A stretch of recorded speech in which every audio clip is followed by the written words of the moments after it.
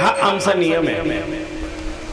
जिथे अशी पंगत असते त्यावेळेला आम्ही मग पंगत वाढत असताना त्या विनाकारण वायफळ बडबड करण्यापेक्षा भगवंताचं नामस्मरण केलं जात असतं. त्याच्याने अन्नाची शुद्धी होते.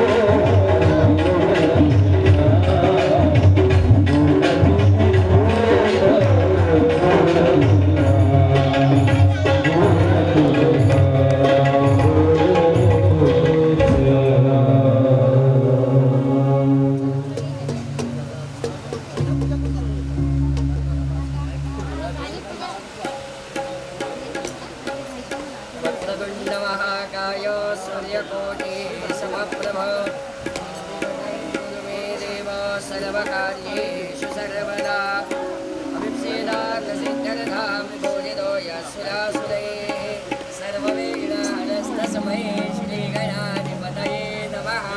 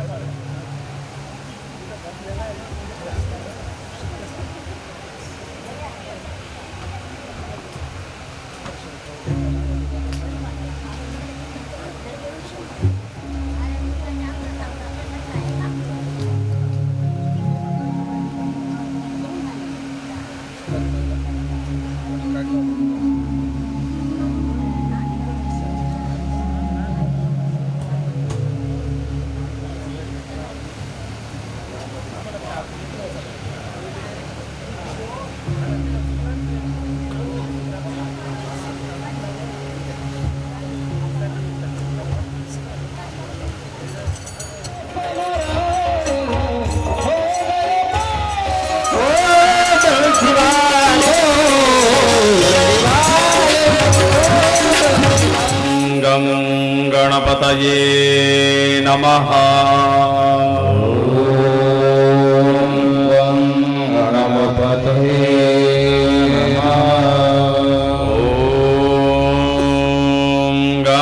गणपतये नमः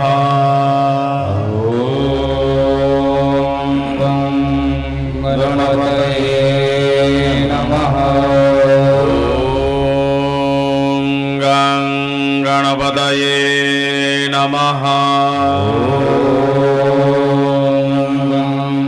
गणपतये नमः गणपतये नमः गणपतये नमः गणपतये नमः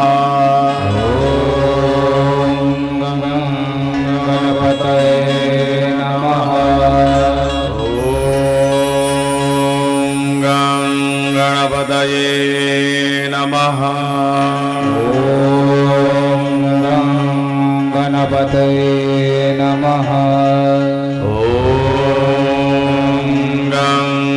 गणपतये नमः गणपतये नमः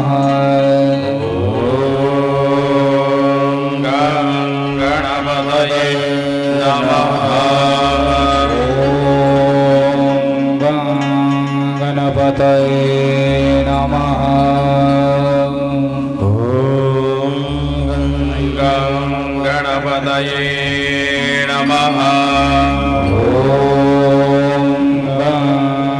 गणपतये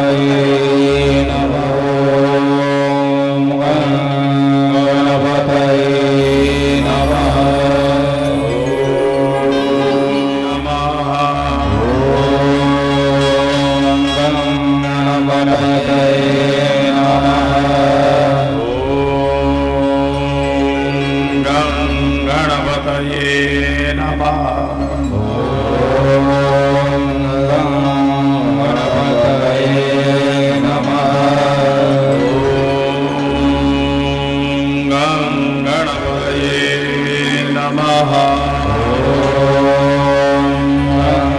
गणपतये नमः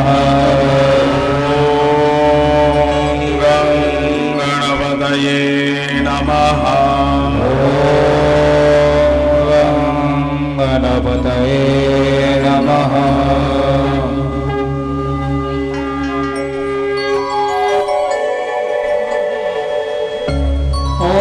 गणपते नमो नमः नमः गणपति बाप्पा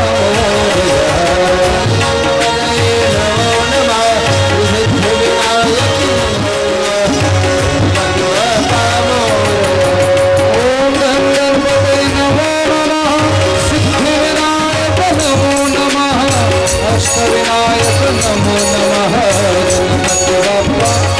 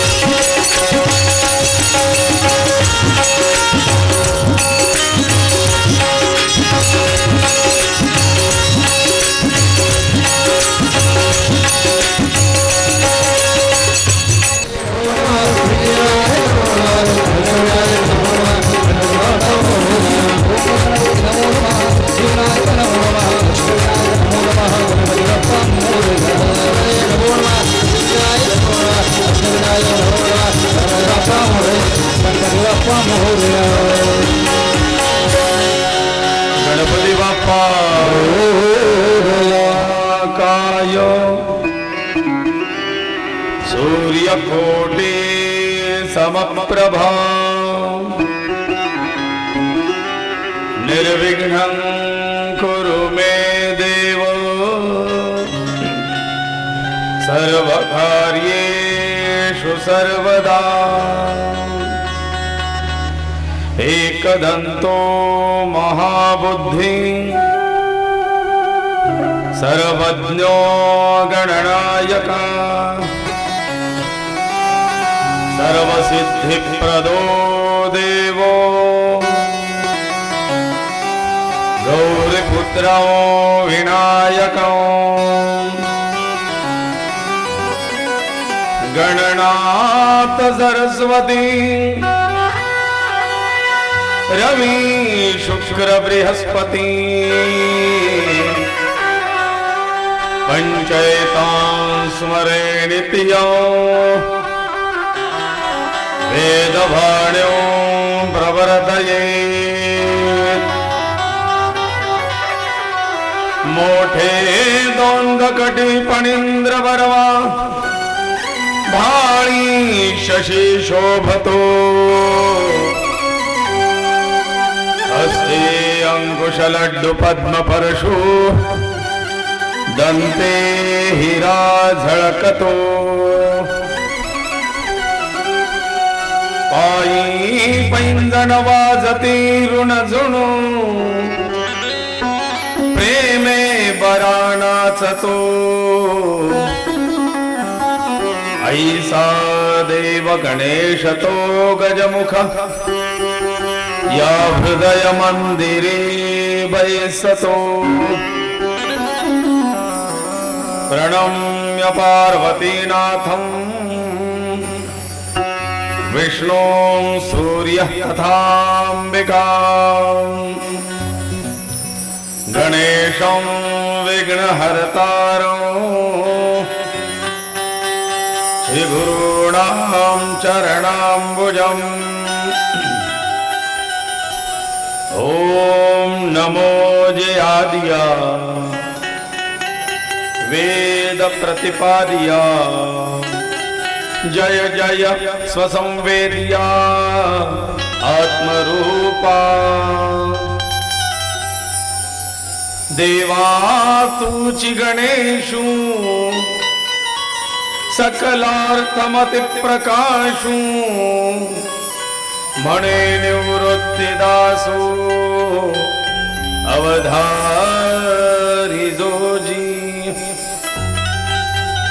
ओम नमो विघ्नहरा गजानना गिरिजा कुमारा जय जय लंबोदरा एकदंता शूर्पकर्णा हाल विसीकरण युगुले ते थोडे जो का वारा उसळे त्याचे निवात विघ्न पळे विघ्नांतक म्हणती तुझ तुझे शोभे आनन जैसे तप्त कांचन किंवा उदित प्रभारमण तैसे तेज फाकतसे वंदो आचार्य शंकरू जो ग्रंथ करता विवेक चतुरू कारुणिकर मठतेचा विचारो प्रबोध दिन करू प्रकाशिला गणेशो गालवो गार्ग्यो मंगलश्च सुधाकरा गणेशस्य प्रसादोऽयं सर्वे गृह्णन्तु भागिनः श्री गणेशाय नमः श्री सरस्वत्यै नमः श्री गुरुभ्यो नमः श्री मातपितृ चरण कमलेभ्यो नमः गणपति बाप्पा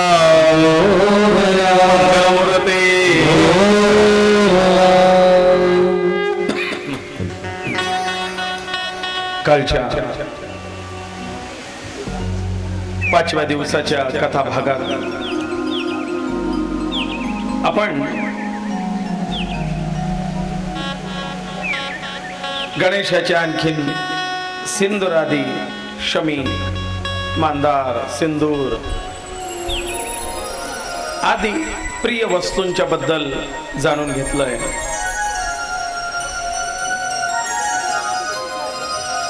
चतुर्थीच्या व्रताबद्दल जाणून घेतलं.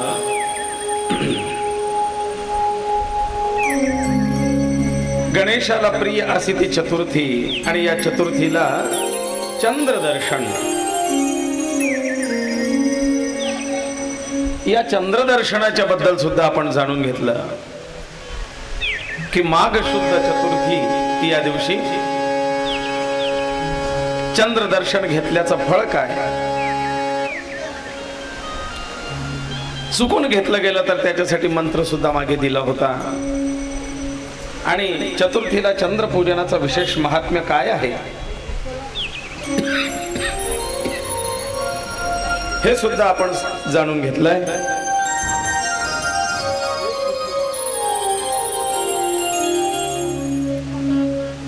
हा जाणून घेत असताना चंद्राला प्राप्त झालेला गणेशांचा शाप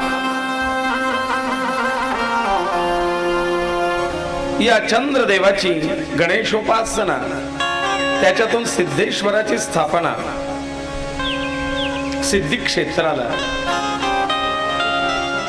आणि मग गणेशाची कृपा, चंद्राला 15 दिवसाची सतेजता आणि 15 दिवसाची क्षय हा जाणून घेतला.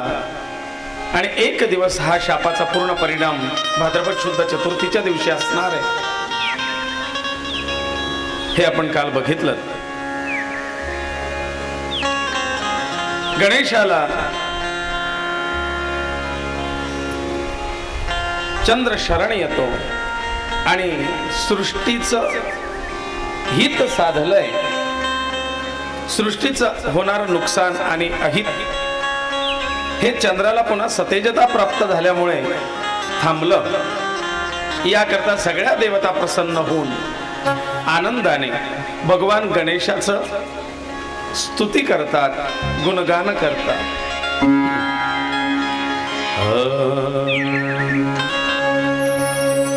इंद्र चंद्र विष्णु ब्रह्म नारदादि वंदिते पूर्व अंत ठावहे न तूच एक गणपती. इंद्र चंद्र विष्णु ब्रह्म नारदादि वंदिते पूर्व अंत ठावहे न तूच एक गणपती. इंद्र चंद्र विष्णु ब्रह्म नारदादि स्वर्गस्थ सर्व देवता या गणेशाचं स्तवन करतात.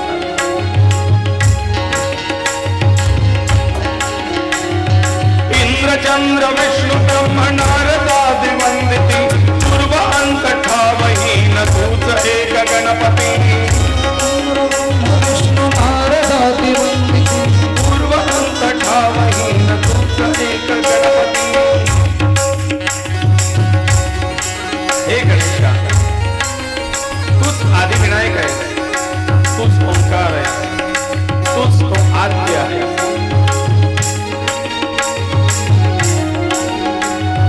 इंद्र चंद्र विष्णु ब्रह्म नारदादि वंदिते पूर्व अंत ठावहि न तूच एक गणपती. पूर्व अंत ठावहि न तूच एक गणपती. लंबोदर एकदंत शूर्पकर्ण शोभते जय धर्म अर्थ काम मोक्ष रिद्धि सिद्धि तापते. लंबोदर एकदंत शूर्पकर्ण शोभते धर्म अर्थ काम मोक्ष रिद्धि सिद्धि तापते. धर्म अर्थ काम मोक्ष रिद्धि सिद्धि तापते. जय धर्म अर्थ काम मोक्ष रिद्धि सिद्धि तापते. जय धर्म अर्थ काम मोक्ष रिद्धि सिद्धि तापते.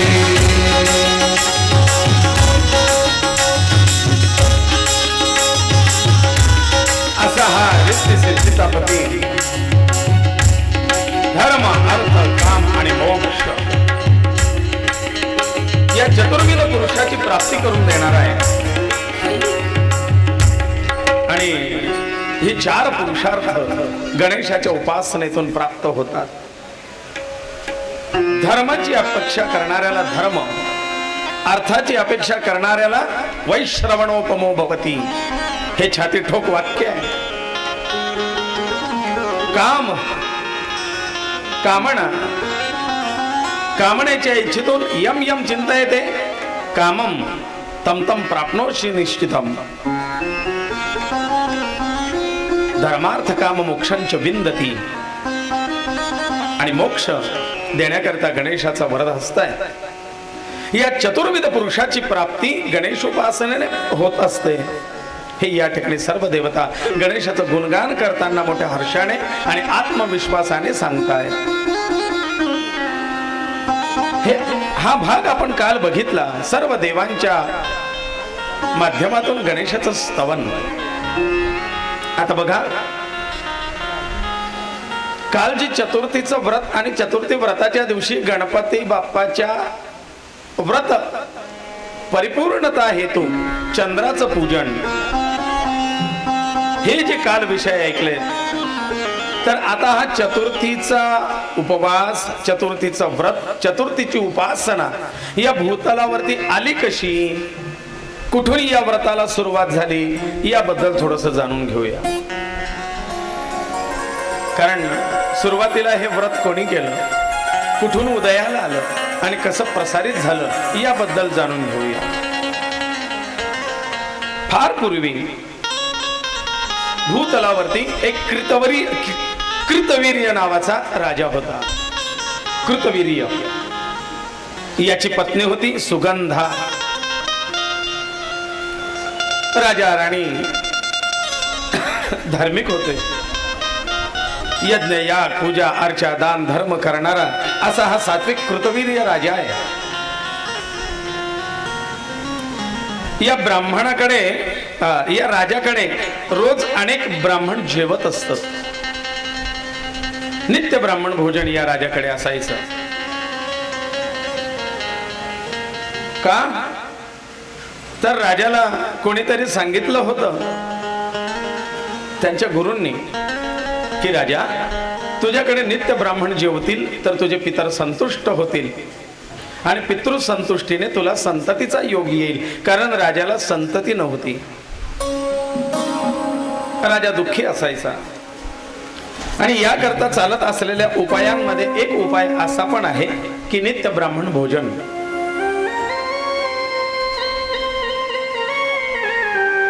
नाही ते शक्य झालं तर नित्य शिधादान. नाही ते शक्य झालं तर मी गरुड पुराणाच्या माध्यमातून सांगत असतो की गरुड पुराणात वर्षभर अन्नदान सांगितलेलं आहे. 13व्या पासून वर्ष श्राद्धापर्यंत रोज अन्नदान सांगितलेलं आहे. पण ते आपल्याला शक्य होत नाही. मग अशा वेळेला एक डबा करावा आणि त्याच्यामध्ये रोज आपली एक मूठभर धान्य टाकावं. माझ्या आईच्या प्रित्यर्थ, माझ्या वडिलांच्या प्रित्यर्थ जे काही असतील, जी व्यक्ती गेलेली आहे त्या व्यक्तीच्या नावाने रोज एक मूठ तांदूळ त्या डब्यात टाकायचं आहे. आणि आजच्या भोजनदानाच्या निमित्ताने, आजच्या अन्नदानाच्या निमित्ताने एक मुष्टी धान्य मी अर्पण करतोय असं म्हणत त्याच्यावरती जमा करायचं आहे.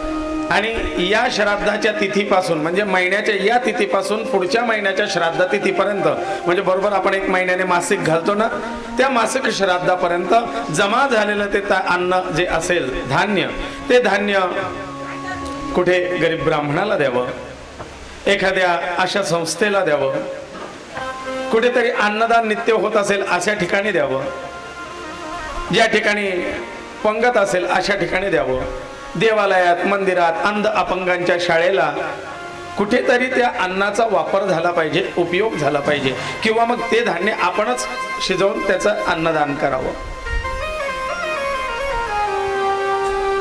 असा हा नित्य अन्नदान, वर्षभर अन्नदान केल्याचं फल त्याच्याने प्राप्त होतं. राजाकडे रोज ब्राह्मण जेवत होते. राजाला संतती नव्हती म्हणून तो दुःखी असायचा. ब्राह्मण भोजनाच्या पुण्याईने राजाच्या नावाची घंटा स्वर्गात वाजली आणि भगवान महाविष्णू सांगतायत, नारदा, या भूतलावरती कोणीतरी एक पुण्यात्मा आहे ज्याच्या अन्नदानाची घंटा स्वर्गात वाजते. कारण अन्नदाता पशु लाभत. अन्नदात्याला स्वर्ण, पशु, धन, संपत्ती, संतती सगळं काही प्राप्त होतं आणि देवही पूजिती तया लागी असं म्हटलेलं आहे. गरुड पुराणामध्ये स्पष्ट म्हटलेलं आहे की नित्य अन्नदान करणाऱ्या व्यक्तीचं स्वर्गात देवता सुद्धा हात जोडून स्वागत करतात. त्या व्यक्तीचा ज्या वेळेला मृत्यू होतो त्यावेळेला त्याच्या जीवात्म्याच्या स्वागतासाठी स्वर्गस्थ देव सुद्धा हात जोडून उभे असतात की हा पुण्यात्मा आज आपल्या स्वर्गाला आलेला आहे. ही अन्नदानाची महती आहे. नान्नोदकं समं दानं न तिथिर्द्वादशी समा. न अन्न जल दानासारखं श्रेष्ठ दान दुसरं नाही आणि द्वादशी सारखी श्रेष्ठ तिथी नाही. आणि उद्याचा योग बघा ना, है ना. हे रोजचं तर अन्नदान चालतच आहे पण योगायोगाने आज सगळ्यांना एकादशीच आहे बरं का. सगळ्यांना एकादशी घडवायचं पुण्य पण अन्नाच्या खात्यावरती. सगळ्यांनी संध्याकाळी फराळाचंच करायचं आहे. उद्या द्वादशी पारणा म्हणजे बघा, द्वादशीच्या आणि प्रदोषाच्या पर्व काळावरती उद्याची सांगता आणि त्या निमित्ताचं अन्नदान हे द्वादशी तिथीला होणार आहे. द्वादशी तिथीचं अनन्यसाधारण महत्व अन्नदानाच्या बाबतीत आहे. आणि हा सगळा योगायोग जुळून येतो बरं का. कारण 23 तारखेला कमल काकूंचं श्राद्ध आहे पडतील, म्हणून त्याच्या आधीच आपल्याला ही पोथी समाप्ती करायची होती आणि ती बरोबर 22 तारखेला आली आणि त्याच 22 तारखेला द्वादशी तिथी. न तिथी द्वादशी समा.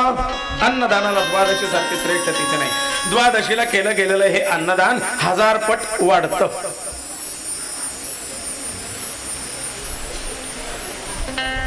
या रोज दुपारची जी काही ब्राह्मणांची पंगत होते, रोज दुपारचं ब्राह्मणांचं भोज म्हणजे फलाहार असतो आमचा. ज्याचं जेवण आहे त्याला जेवण, ज्याला फराळाचं आहे, उपवास आहेत त्यांना उपवास. हे सगळे कलाकार मंडळी, आमची ब्राह्मण मंडळी, 2-5 ब्राह्मण तरी अण्णांकडे दुपारच्या फराळाला जेवणाला असतातच रोज.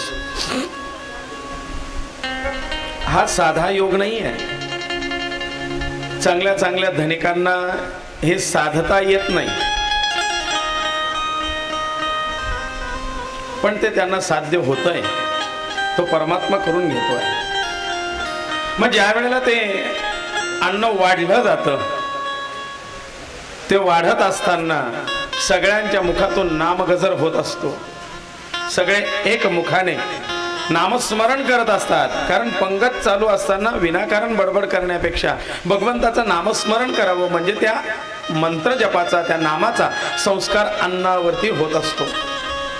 आणि म्हणून जेव्हा ते वाढणं चालू असतं त्यावेळेला सगळे एकमुखाने म्हणत असतात, रामकृष्ण हरी मुकुंदा मुरारी हे नाथ नारायण वासुदेव. रामकृष्ण हरी मुकुंदा मुरारी हे नाथ नारायण वासुदेव. हे नाथ नारायण वासुदेव. हे नाथ नारायण वासुदेव. हे नाथ नारायण वासुदेव. हे नाथ नारायण वासुदेव. कृष्ण हरे हे नाथ नारायण वासुदेव. हा आमचा नियम आहे. जिथे अशी पंगत असते त्यावेळेला आम्ही मग पंगत वाढत असताना त्या विनाकारण वायफळ बडबड करण्यापेक्षा भगवंताचं नामस्मरण केलं जात असतं. त्याच्याने अन्नाची शुद्धी होते, यजमानांना एक प्रकारचा आशीर्वाद मिळतो. आणि मग सगळ्यांचं भोजन आटोपलं की हात धुवायला जागेवरतीच भांड येतं, पाणी टाकतात, जागेवरती हात धुतला जातो. उष्ट काढायला, ते पत्रावळे उचलायला त्यांच्या घरची मंडळी सज्ज असते. कार्य तत्पर आहेत सगळे परिवार. कालची आलेली आमची चांडक कंपनी मारवाडी समाजाचे आहेत, पण त्यांनी सुद्धा घरी गेल्यानंतर प्रतिक्रिया दिल्यात की फार चांगला परिवार आहे म्हणले शिरोडे परिवार. त्यांना तेवढ्या वेळात अनुभव आला. ते म्हणतात फार चांगलं आहे, आपुलकी आहे, आलोकी आहे. त्यांनी सांगितलं की आम्हालाही आशीर्वाद द्या, तुमच्यासारखं कार्य आमच्या हातून घडावं अशी आम्हाला बुद्धी मिळू द्या आणि आम्हाला तशी शक्ती द्या, आमची करायची इच्छा आहे. ही प्रेरणा घेऊन ते त्या ठिकाणी गेलेत की अण्णा आम्ही पण धनिक आहोत, पण तुमचं कार्य आणि तुमची ती योजना ही वेगळीच आहे. अण्णांकडनं त्यांनी घेतला. तुमचे आशीर्वाद पाहिजे म्हटले, कारण असं करणाऱ्याचे आशीर्वाद घेणं हे सुद्धा एक पुण्याचं काम आहे. मग हात धुवून झाला की सगळे एकमुखाने शब्द वापरतात. म्हणजे ब्राह्मण जेवला की ब्राह्मण कोणी मनात म्हणत असेल, कोणी मोठ्याने म्हणत असेल, पण म्हणताना शेवटच्या प्रसंगी अन्नदानाच्या भोजनाच्या वेळेला एक आशीर्वाद असतो आमचा. अन्नदाता पाक करता तथा भोक्ता सुखी भव. म्हणजे ज्याने अन्न दिलेलं आहे तो, ज्याने तो स्वयंपाक बनवला आहे तो, आणि ते वाढणारे भोजन करणारे ही सगळी मंडळी या अन्नदानातून सुखी हो असा एक आशीर्वाद दिला जातो. सांगा, ज्या वेळेला या ब्राह्मणांची पंगत असते, कलाकारांची पंगत असते आणि हे सगळे जेवतात आणि एकमुखाने नामस्मरण करून झाल्यानंतर शेवटी अशा कुटुंबाला कित्येक पिढ्यांपर्यंत हे आशीर्वाद पुरतील. आणि म्हणून याच्यातून ज्यांच्या उद्देशाने, त्या कमल काकूंच्या उद्देशाने ही कथा चालली आहे, त्यांना तर मोक्ष आहेच. मी नेहमी सांगतो, अण्णांना आत्मिक समाधान आहे आणि ह्या परिवाराला पुढचे आशीर्वाद आहेत. मी त्या दिवशी मोठ्या वहिनींना म्हटलो, वहिनी तुमचा सगळा परिवार असा राबतोय, झटतोय, कारण त्या लोकांनी सुद्धा तो शब्द वापरला, परिवाराची साथ, परिवाराची जोड त्या व्यक्तीला आहे, म्हणून हे सगळं उभं आहे. नाही म्हटलं त्यांच्या परिवाराचं खरंच कौतुक आहे, ते सगळे त्यांच्या पाठीशी उभे राहतात. म्हटलं हो, तुम्ही तर कथेच्या वेळेला पाहता, आम्ही सकाळपासून त्या परिवाराला पाहतो. आणि त्याच्यामुळे मोठ्या वहिनीला म्हटलं, वहिनी काही काळजी करू नका, तुमची बिल्डिंग तर उभी राहतेच आहे, पण आपल्याला आपल्या शिरोड्या परिवाराच्या डॉक्टरचा मोठा दवाखाना पण उभा होणार आहे लवकरच. 2 डॉक्टर शिरोड्या परिवारामध्ये तयार होत आहेत. काय पाहिजे मग? ही जनसेवेबरोबर आणखीन रुग्णसेवा हे सुद्धा सुरू होणार. भव्य दिव्य एक दवाखाना, एक हॉस्पिटल उभं राहणार. हे आशीर्वाद कुठेतरी अशी उपयोगात येतात आणि पुढची पिढी ती त्या आशीर्वादाच्या पुण्याईने पितृ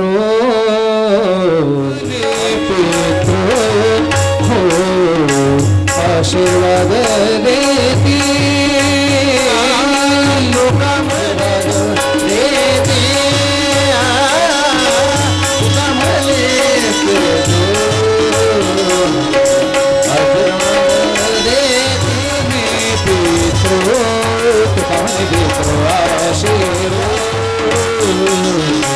आशीर्वाद देती,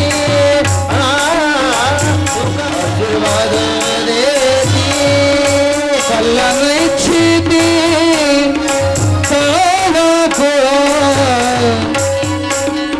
कल्याण इच्छिती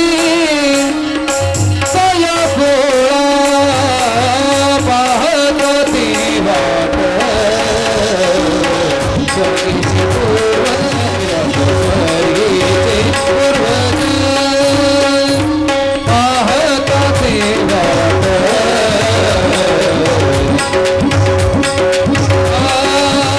नेहमी सदैव पाठीशी असतात. दुवा ही फार महत्वाची आहे. मग ते मोठे सुनील दादा असतील, अभय भाऊ असेल, महेंद्र दादा असेल किंवा मग ते भाग्यश्री वहिनी असेल, सुवर्ण वहिनी असेल, दीपाली वहिनी असेल, पोरं असतील, त्यांच्या बहिणी असतील, मुलं, नातवंड, सगळा परिवार, जावयांपासून भाच्यांपासून सगळा परिवार ओळखीचा आहे, परिचयाचा आहे, सगळं. पण सांगितल्याबरोबर पटापटा पटापटा सगळे कामं करणारे. म्हणजे परवाच्या दिवशी त्या ताईंनी आणखीन सांगितलं, गुरुजी तुम्हाला मिरच्या आवडतात ना फराळाच्या वेळेला, म्हणून तुमच्यासाठी मी मिरच्या करून घेऊन आली. हे एवढ्या सगळ्या काळजी घेणारा हा परिवार, भरभरून आशीर्वाद घेता येते. राग नाही कोणाला. नाहीतर अण्णाचा स्वभाव, मी लक्ष्मी पूजनाला जायचो तर काकू मला अशा कोपऱ्यात, अण्णा पाहत नाही ना, ते ऐकत नाही ना, असं कोपऱ्यात माझ्याशी बोलायच्या. का? अण्णाचा स्वभाव तापट आहे, अण्णाला चालत नाही, अण्णाला आवडत नाही, फार कडक स्वभाव आहे, असं करत त्या गुपचूप माझ्याशी बोलायच्यात आणि सांगायच्यात, गुरुजी या ना माझ्या त्या घरी, इकडच्या घरी, या घरी बोलवण्याकरता. एवढा स्वभाव कडक या माणसाचा. अजूनही घरची मंडळी ही सगळी बसलेली मंडळी, मग ते मोठा भाऊ भाऊजाई पासून सगळे धाकात आहेत अण्णाच्या. ते म्हणतात अण्णा आला की गुच्चूप बसा, बोलू नका, काही नाही. पण मी एखाद्या वेळेस, तसं तर मी रागवत नाहीच, पण मी काही वेळेला रागवलो, चिडलो, तरी अण्णाने कधी असं उलट हे केलं नाही ना, या पोरांनी काही केलं. महेंद्र दादाला मी बोलून घेतो, अभय दादाला बोलून घेतो, काही वेळेला गमतीचं बोलावं, काही वेळेला थोडंसं रागत बोलावं, पण कधीच नाही. एक आपलेपणाचे हे नाते, अधिकाराचं बोलणं आणि हिताचं बोलणं असावं. मग यामुळे हे सगळ्या परिवाराची ज्या वेळेला साथ मिळते ना, तेव्हा हे सगळं राट गाडं चालतंय. आणि तेच या कथेतून सांगायचं आहे. विषय घेण्याचं कारण आजची कथा तीच आहे. राजा कृतवीर्य आणि त्यांची पत्नी सुगंधा नित्य ब्राह्मण सेवा करतायत, नित्य ब्राह्मण भोजन होत आहे, अतिथीचा सत्कार करतायत, दान धर्म यज्ञ या पूजा अर्चा, पण संततीचा योग अजून येत नाही. एक दिवशी ते आपल्या गुरूंकडे गेलेत आणि गुरूंना सांगितलंय, गुरुवर्य मला आता वानप्रस्थ स्वीकारायचं आहे, मला असं वाटतं हे राज्यकारभार सोडावा, हा कोणाला तरी सोपवावा आणि आपण वनात जाऊन वानप्रस्थी जीवन जगावं.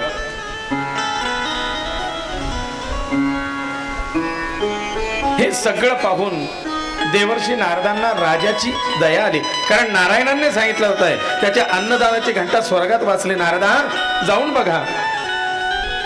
देवर्षी नारद नारायण नारायण करत करत या कृतवीर्याकडे आलेत आणि कृतवीर्याच्या याच विचाराबद्दल चर्चा सुरू असताना नारद मुनी त्या ठिकाणी उपस्थित झालेत आणि म्हणले, कृतवीर्या का असा विचार करतोस? म्हणले, देवर्षी मला मुलबाळ नाही, संतती नाही, तर माझ्या मृत्यू पश्चात आम्हाला मोक्ष देणारा, श्राद्धाधिक करणारा कोणी उत्तराधिकारी नाही, म्हणून मग आम्हीच आमच्या या देहाचं कल्याण साधण्याकरता वानप्रस्थ स्वीकारावा असं आमच्या मनात आहे. देवर्षी नारद म्हणतात,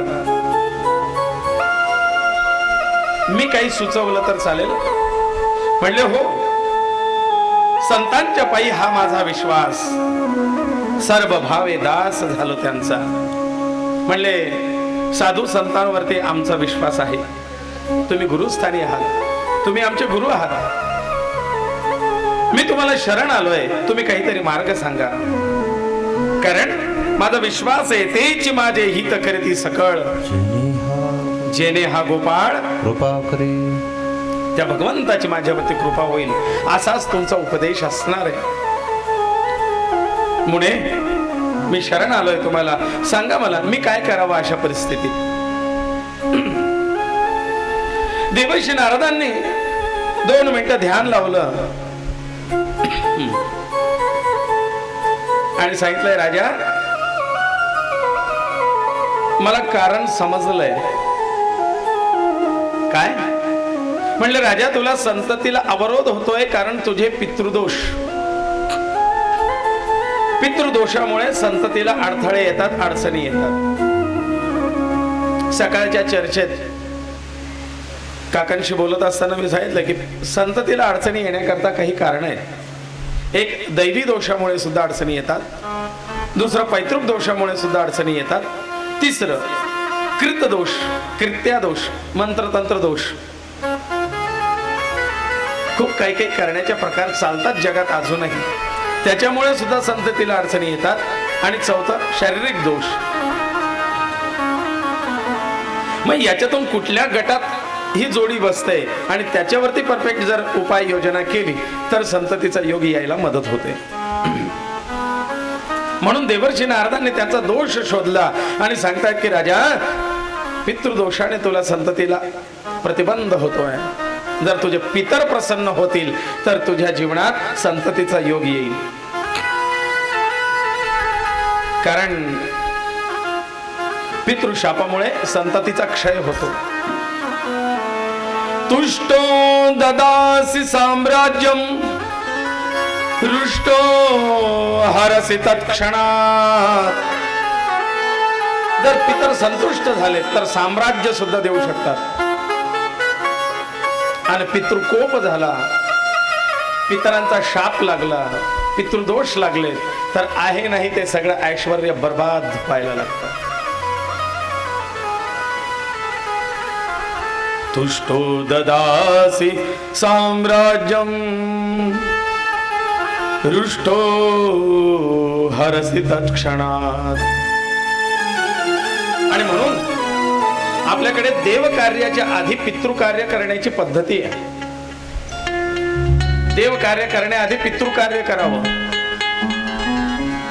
मी नेहमी सांगत असतो, तुमच्यामध्ये लग्नाच्या आधी अष्टवर करतात ना, ती जोडी जीव घालणं म्हणजे पितृंचं कार्य आहे. पित्तर जीव घालणं येते. म्हणजे आधी पितर संतुष्ट करावेत आणि मग लग्न कार्य, मंगल कार्य घरी करावं. वास्तू शांतीचा विधी होतो त्यावेळेला गुरुजी आपल्या नांदी श्राद्ध नावाचा विधी करून घेतात. त्याच्याने 3 पिढ्यांचा त्याच्यात उल्लेख करत त्यांचं जलदान, अन्नदान, तर्पण केलं जातं. आणि मग या 3 पिढ्यांच्या त्या नांदी श्राद्ध, मांगलिक श्राद्धाच्या नंतर वास्तुविधान होत असतं. कुठलाही यज्ञ असेल, याग असेल, हवन असेल, मोठं अनुष्ठान असेल, त्याच्यात आधी पितृकार्य आणि मग देवकार्याला सुरुवात. कारण पितृकार्य न करता केलेलं देवकार्याचं फळ पितर आपल्याला प्राप्त होऊ देत नाही. भूलोक आणि स्वर्गलोक याच्या मध्ये पितृलोक येतो आणि ते पितृदेवता या फळाला कुठेतरी अडवून ठेवतात. आणि म्हणून त्यांना संतुष्ट केल्यानंतर त्या फळाला, त्या कार्याला गती प्राप्त होते. ते देवांपर्यंत खऱ्या अर्थाने पोहोचतं आणि आपलं कार्य लवकर सिद्ध होतं. पितृदोषामुळे करत असलेल्या जपाला, तपाला, नामाला, उपासनेला, साधनेला फळ प्राप्त होत नाही जर पितृदोष असतील तर.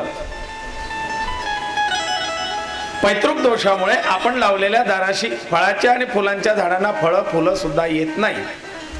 तुम्ही पाळलेली गाय असेल, तुम्ही पाळलेली कुत्री असेल, तुम्ही पाळलेली मांजर असेल, तुम्ही पाळलेला पक्षी असेल, त्याला सुद्धा संतती होत नाही. एवढे प्रबळ पितृदोष असतात. आणि म्हणून आधी पितृकार्य, पितृसंतुष्ट करणं महत्वाचं आहे.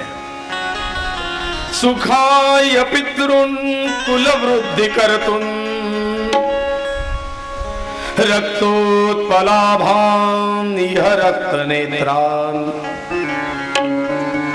सुरक्तमाल्याम्बरभूषितांश्च नमामि पीठे कुलवृद्धि हेतु नमामि पीठे कुलवृद्धि हेतु. पूजेच्या वेळेला, नांदी श्राद्धाच्या वेळेला दक्षिणेला मुख करून पितरांची प्रार्थना केली जाते. सुखाय पितृन् कुलवृद्धी करतुं. हे पितृदेवांनो, मी तुम्हाला प्रणाम करतो, तुमची स्तुती करतोय, तुम्हाला शरण आलोय. का? कारण माझ्या कुळवृद्धीसाठी तुमचे आशीर्वाद गरजेचे आहेत. पितृ आशीर्वाद असतील तर कुळाची वृद्धी व्हायला मदत होते. आणि म्हणून हे पितृदेवांनो, संतुष्ट व्हा आणि आपला वंश विस्तार व्हावा असे आशीर्वाद द्या. फक्त पितृदोष याच्यावरती बोलायचं म्हटलं तर एक प्रवचन माला तयार होईल. जीवात्म्याची कथा नावाचा जो एक आपला कथा भाग आहे, या जीवात्म्याची कथा 7 दिवसाची कथा, याच्यात या सगळ्या गोष्टी येतात.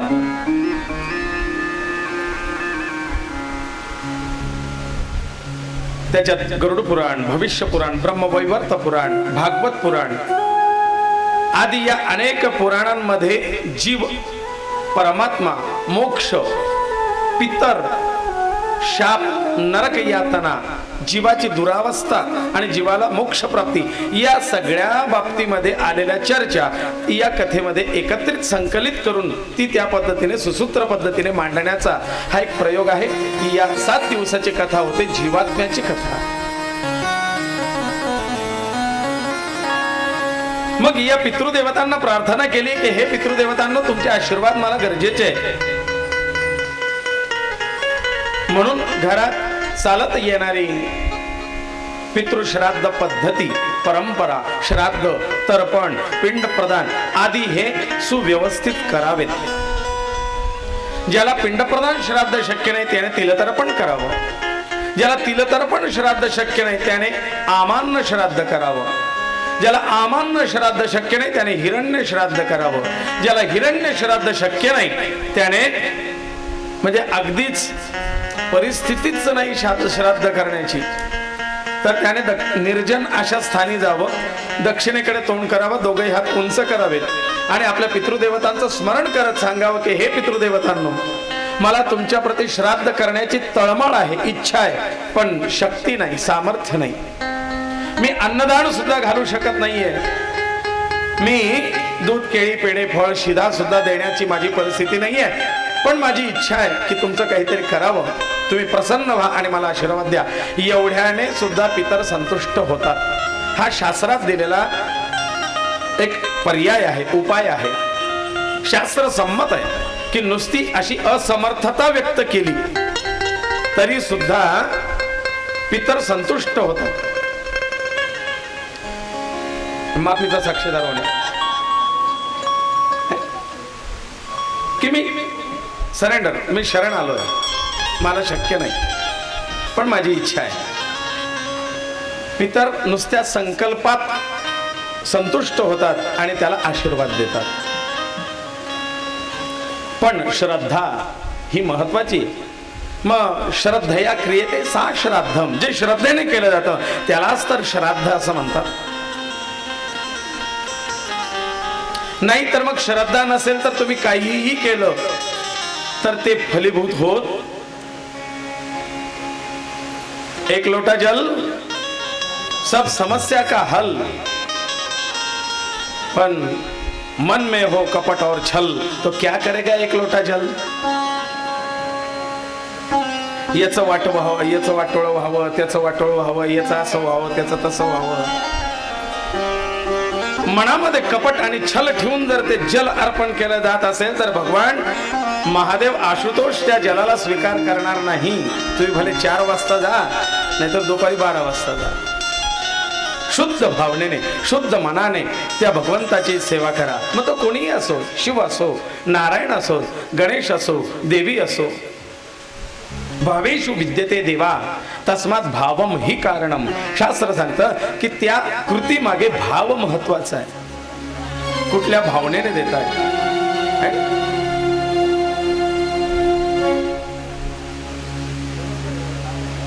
ते चटणी भाकरीचं ताट आणलं आणि प्रेमाने तुमच्या समोर ठेवून सांगितलं की जेवण करून घ्या, दुपारची वेळ, आज दुसरं काही नव्हतं, हा स्वयंपाक तयार होता, जेवण करून घ्या. मोठा आग्रह आहे तर ते चटणी भाकरी गोड लागेल.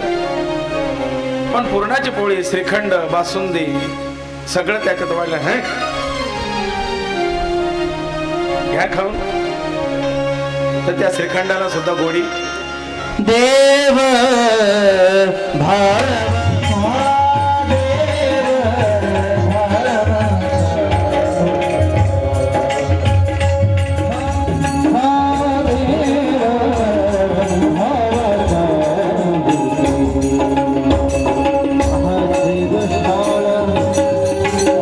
दुष्काळ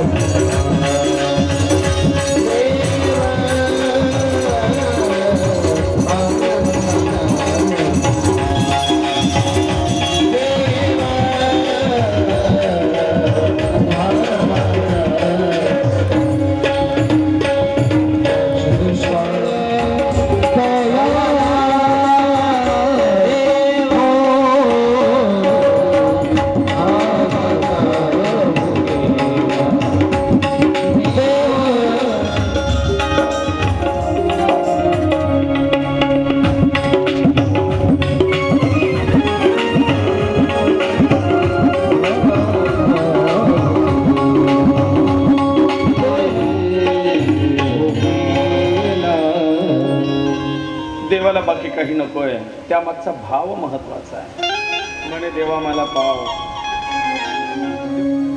या देवर्षी नारद महर्षींनी कृतवीर्याचा भाव ओळखला आणि सांगितलं, कृतवीर्या तुझ्या संतती योगासाठी काहीतरी उपाय करणं मला योग्य वाटतंय, थांब मी तुझं कार्य करून येतो. देवर्षी नारद कृतवीर्याकडनं जसे निघाले तसे पितृलोकात गेले. तुमच्या वंशातील कृतवीर्य याला संतती नसल्यामुळे अत्यंत दुःखी आहे. तुमच्या मुलाला, तुमच्या नातवंडाला संततीचा योग यावा म्हणून तुम्ही आशीर्वाद द्या, काहीतरी प्रयत्न करा असं सांगून देवर्षी नारद पितृलोकातून परत येत असताना येता येता देवर्षी नारदांनी बघितलं की भृशुंडी ऋषींचे वडील हे त्या ठिकाणी यमलोकामध्ये यमदूतांच्या हातून यातना भोगतायत. देवर्षी नारदांनी ओळखलं भृशुंडींना, भृशुंडींच्या वडिलांना,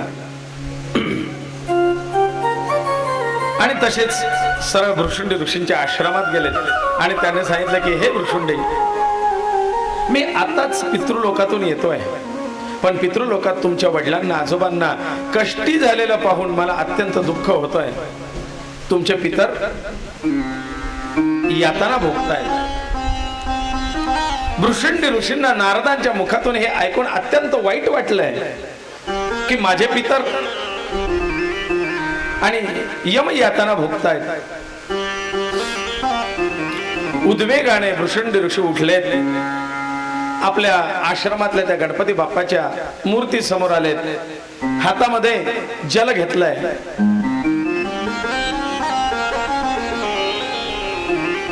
जज्जाग्रतो दूरमुदयते दैवं तदुसुप्तस्य तथैवैति दूरंगमं ज्योतिखां ज्योतिरेखं तन्मे मनः शिव संकल्पमस्तु. संकल्प करतात की मी भृशुंडी आजवर जी काही गणेशाची उपासना आणि गणेशाची व्रतवैकल्य केलेली आहे, त्या चतुर्थीच्या व्रतांपैकी एक दिवसाच्या व्रताचं पुण्य मी माझ्या वडिलांच्या निमित्ताने समर्पित करतोय. त्या व्रताच्या प्रभावाने माझ्या वडिलांना यम यातनेतून मुक्तता मिळावी असं म्हणून ते जल गणपतीच्या मूर्ती समोर सोडलंय. आणि त्या एक दिवशीच्या एका चतुर्थीचं फळ याच्या प्रभावाने भृशुंडी ऋषींच्या पितरांना यम यातनेतून मुक्त केलं गेलं. ते मुक्त होतात.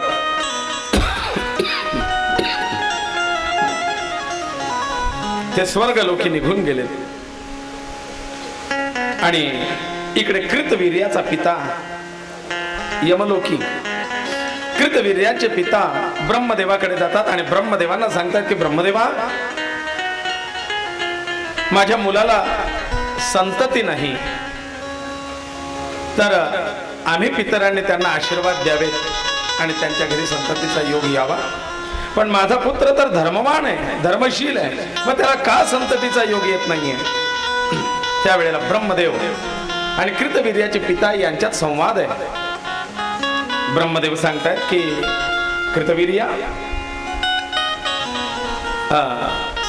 कृतवीर्याच्या वडिलांना सांगतायत, म्हणले हे पितृदेवता, कृतवीर्य पूर्वी साम साम साम नावाचा एक अंत्यज होता. अंत्यज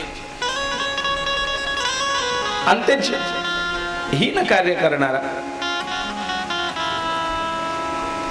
तो काय करायचा? लुटमार करायचा, चोऱ्या करायचा, दरोडे टाकायचा, खून खराबा.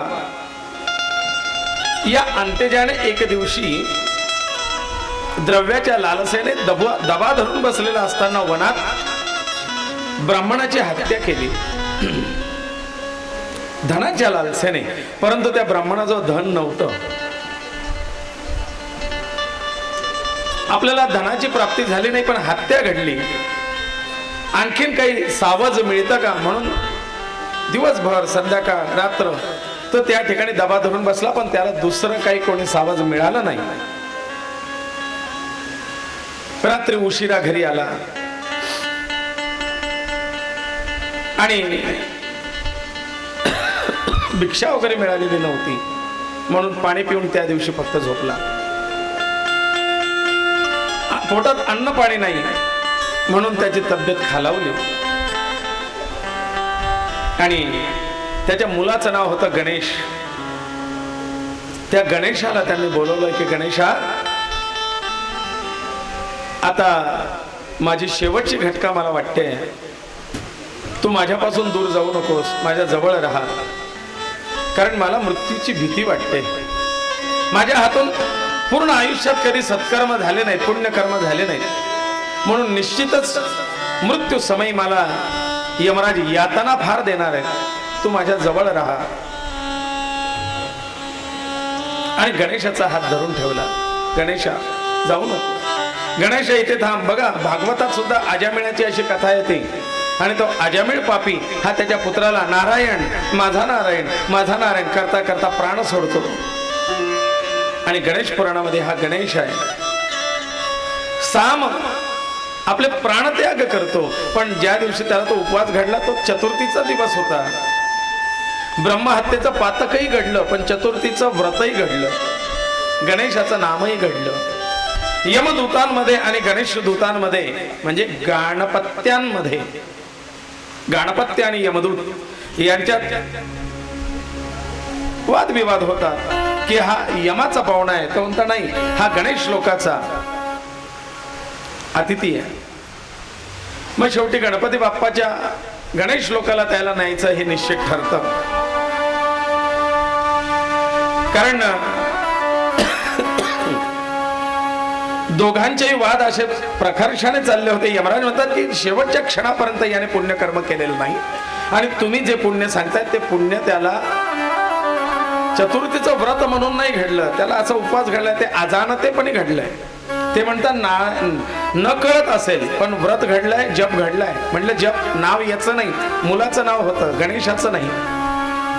मग काय म्हणले, रिचेकिंगला टाका, एटीकेटी, एक तर पास होईल किंवा नापास होईल. ठरलं दोघांमध्ये संगनमत. आणि याला हा कृतवीर्याचा जन्म दिलाय. आता तो साम आता कृतवीर्य म्हणून जन्माला आलेला आहे. याच्या पुण्याईने जी पुण्याई गणेशाचं नामस्मरण, चतुर्थीचं व्रत, उपवास, या पुण्याईमुळे त्याला राजाचा जन्म तर मिळाला, पण केलेल्या ब्रह्महत्येच्या पातकामुळे तो निपुत्रिक राहिला. दोघांचा ताळमेळ त्या ठिकाणी घातला गेला. आणि म्हणून जर ती राहिलेली अर्धवट राहिलेली उपासना किंवा अजाणतेपणी केलेली उपासना, तो जर खऱ्या अर्थाने आता गणेश भक्त म्हणून गणेश उपासना करेल, तर ती उपासना त्याला या निपुत्रिकतेपासून बाहेर काढेल. आणि म्हणून त्याला चतुर्थीचं उद्यापन व्रत सांगा. ब्रह्मदेव कृतवीर्याच्या पूर्वजांना सांगतायत. पण अंगारकी करताना अंगारकीपासून याचा आरंभ करायचा आहे. चतुर्थीला एका अंगारकीने 21 चतुर्थीचं फल प्राप्त होईल, पण ही अंगारकी करताना 3 दिवसीय करायची. म्हणजे अंगारकी चतुर्थीच्या आदल्या दिवशी दुपारपासून आहार त्याग, म्हणजे भोजन नाही, फलाहार घेऊ शकता आता तब्येतीच्या मानाने. जशी एकादशी 3 दिवसाची सांगितली, तशी चतुर्थी सुद्धा 3 दिवसीय सांगितले. तृतीय पासून त्रिदिनात्मक हे व्रत करायचं आहे. या दिवशी जास्तीत जास्त मौन ठेवावं असं म्हटलेलं आहे. महत्वाचा नियम.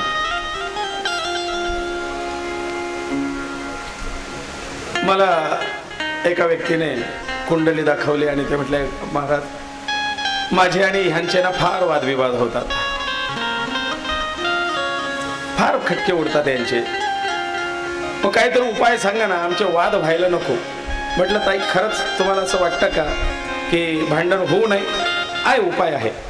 म्हटले हो. म्हटलं मग मी एक सुपारी मंत्रून देतो तुम्हाला, ते घरी आले की ती सुपारी तोंडात ठेवायची आणि एक मंत्र सांगेल तो मनात म्हणत राहायचा, वाद बंद. काय होतो परिणाम? सुपारी तोंडात ठेवली म्हणजे बोलताच येत नाही, आणि वाद सगळे बोलण्यामुळेच होत असतात. बोलणं बंद झालं की वाद टळले. म्हणून बोलणं टाळावं. मौनात एक शक्ती आहे. मौन खूप एनर्जी स्टोअर करतं. म्हणून व्रताच्या दिवशी फार कमी बोलावं. व्रताच्या दिवशी निंदा, परद्रोह, दुसऱ्याचा द्वेष, दुसऱ्याची टिंगल टवाळी हे करू नये. मग ते कुठलंही व्रत करा तुम्ही. व्रताच्या दिवशी क्षौर करू नये, केस कापू नये. व्रताच्या दिवशी ब्रह्मचर्य असावं. व्रताच्या दिवशी जेवढं होईल तेवढं नामजप करावा. ज्या दिवशी आपलं व्रत आहे त्या दिवशी तांबूल भक्षण करू नये, म्हणजे पानाचा विडा खाऊ नये. व्रताच्या दिवशी वाईट कृत्य करू नये, खोटं बोलू नये. व्रताच्या दिवशी आपल्या आराध्याचं पूजन करावं. व्रताच्या दिवशी गणेश व्रत असेल तर सिंदुराचा तिलक कपाळी धारण करावा. आपल्या आराध्याला, त्या गणेशाला मोदक, घागरे, तिळाचे लाडू